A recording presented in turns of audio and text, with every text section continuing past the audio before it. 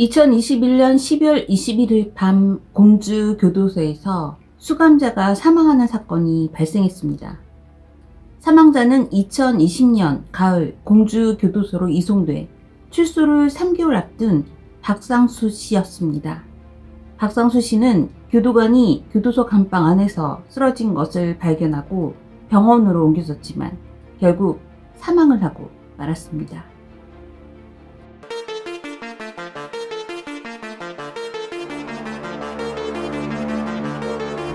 안녕하세요. 저는 미스터리한 사건과 사고를 전하는 크리스비 사건부입니다.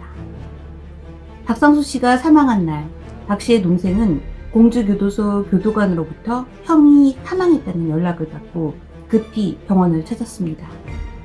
동생은 형이 원래 지병이 있어서 그 때문에 사망했다고 생각했지만 가족이 본 상수 씨의 몸에는 누군가에게 맞은 것 같은 멍과 상처들이 가득했습니다. 법의학자들은 부검 후 박상수 씨의 몸을 관찰했는데 많은 상처들은 누군가에게 폭행을 당한 흔적이라고 했습니다. 교도소는 24시간 수감자들이 엄격하게 감시와 통제를 따라야 하는데 어떻게 이런 일이 발생했는지 의문이 들었습니다. 상수 씨의 누나는 상수가 어쩌다 빚이 생겼고 채무에 시달리다가 당장 10만 원이 급하니까 뭔지 모르고 갔다가 보이스피싱 범죄에 가담해서 형을 받게 됐어요. 저희가 궁금한 것은 지금은 수사 중이어서 속 시원하게 들을 수 없다는 겁니다.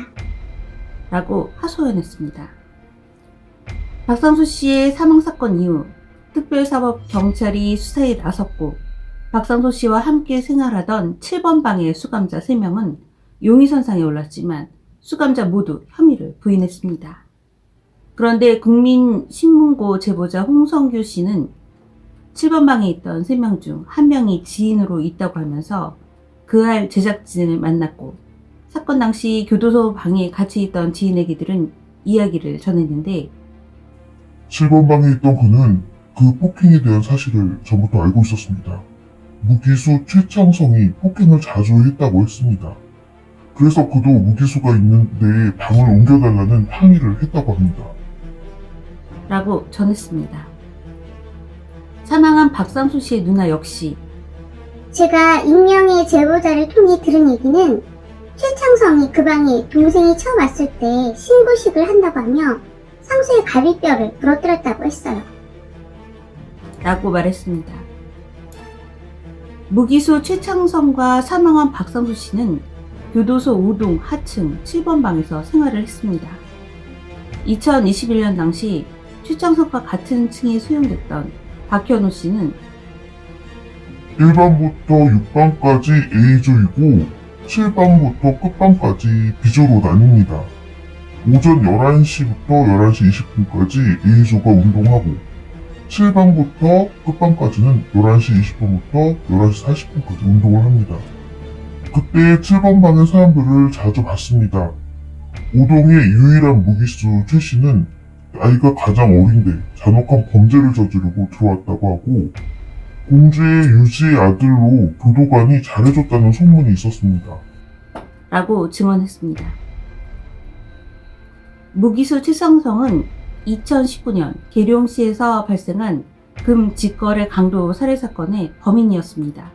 최 씨는 중고거래 사이트에서 금 100돈을 판다는 남자를 직거래로 만났고 살해를 한 후에 금을 훔쳐 달아났습니다. 박현호 씨는 3.3평 방에서 4명이 생활해야 하는데 돈이 없거나 생활을 잘 못하는 애들은 화장실 문 앞에 뺑기 안 친다라는 곳에서 잠을 잡니다. 하지만 신입으로 들어온 최 씨는 처음부터 좋은 자리에 그리고 3명분의 자리를 차지했습니다. 또 모든 허드렛 일을 하지 않았습니다. 라고 말했습니다.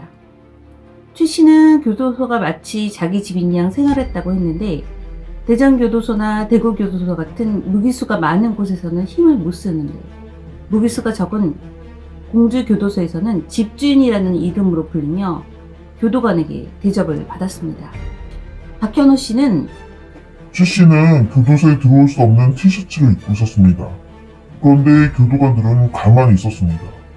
다른 수용소가 폭력적인 짓을 하면 제재를 하는데 최 씨가 할 경우는 달래듯이 했습니다. 라고 현장에서 보았던 일을 폭로했습니다. 교정본부 관계자는 최 씨의 특권을 전혀 몰랐습니다. 만약 사실이라면 조사를 해봐야 하겠습니다. 라고 형식적인 답을 했습니다. 상수 씨 어머니는 상수가 자신이 신세를 진 사람이라고 하며 최 씨에게 영치금을 넣어달라는 편지를 했고 20만 원씩 2번이나 영치금을 보냈습니다. 라고 말했습니다. 또한 상수 씨는 이상하게 많은 우표 구입을 했는데 그가 우표를 산 이유는 교도소 수감자 사이에서 우표가 현금처럼 사용되며 이 우표를 최 씨에게 상납을 해야 하기 때문인 것 같았습니다. 교정본부 관계자는 비상벨을 누르는 방법이 있는데 왜 안 눌렀는지 모르겠어요. 라고 하지만 정작 수용자들은 비상벨이 있어도 못 누릅니다. 기동대가 누르면 30초 안에 오긴 하는데 한 방에 있는데 어떻게 누릅니까? 나중에 보복을 당합니다. 라고 말했습니다. 교도소에는 교도소 내 작업장에서 일을 하고 영치금을 버는 추력방과 추력을 나가지 않는 미지정 방이 있는데 최 씨와 상수 씨가 있던 방은 24시간 함께 있는 미지정 방이었습니다. 그렇기 때문에 상수 씨는 최 씨에게 폭행과 협박을 당하면서도 아무에게도 말을 하지 못하고 24시간 내내 고통을 당할 수밖에 없었습니다. 최 씨는 처음부터 교도소의 왕으로 살았던 것은 아니었습니다. 동료 수감자는 최 씨가 수감된 후 눈물까지 흘리며 반성을 했는데 교도소에서 교도관들이 모든 것을 묵인하면서 점점 달라졌다고 했습니다. 권일용 프로파일러는 교도관이 자신을 봐주니까 본인도 폭력성을 드러내도 되겠구나 라고 하는 강화 요인이 되기도 한 것 같습니다. 교화의 장소가 되어야 할 교도소가 오히려 크라임 스쿨이 되고 있습니다. 라고 의견을 말했습니다. 전직 교도관들의 제보를 받게 됐는데 터질 것이 터졌습니다. 주간보다는 야간에 거의 발생합니다. 낮에는 교도관이 그 동에 왔다 갔다 하면 그런 일이 발생하지 않습니다. 취침 시간에는 순찰 근무라 해가지고 한 바퀴 삥 돌고 한 번 지나가면 다시 돌아가지 않기 때문에 그런 일이 일어나도 모릅니다. 라고 증언했습니다.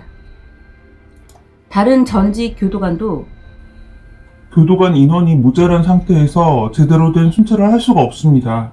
특히 야간에는 교도관이 한 명뿐이고 순찰 공백이 생길 수밖에 없습니다. 그래서 무기수 최 씨도 교도관이 떠난 후 공백 시간에 그 같은 일을 저지른 것 같습니다. 그래서 무기수 같은 사람이 수감되면 강하게 하는 게 아니라 문제를 일으킬 것을 염려해서 달래가면서 힘을 실어주는 방법을 씁니다. 라고 말했습니다. 법무부 통계에 따르면 2020년 우리나라 재범률은 약 25%로 출소 후 3년 안에 4명 중 1명은 다시 범죄를 저지른다는 뜻입니다. 작은 범죄로 교도소에 들어가면 전과자나 무기수에 의해 괴롭힘을 당하거나 자신이 알지 못하는 범죄를 배우게 된다고 합니다. 또한 공주교도소의 교도관처럼 잘못된 것을 묵인하면 박상수 씨와 같은 고통을 받고 살해까지 당하는 사건이 또다시 발생할 것입니다. 악은 태어나면서부터 갖고 태어나는 것일까요? 아니면 사회생활을 하면서 생기는 것일까요? 교도소에 억울하게 들어갔거나 자신의 범죄를 반성하는 사람들의 마음과 몸을 망치는 교도소 환경 개선이 시급할 것 같습니다. 여러분의 생각이 궁금합니다. 저는 크리스비 사건부였습니다. 시청해주셔서 감사합니다.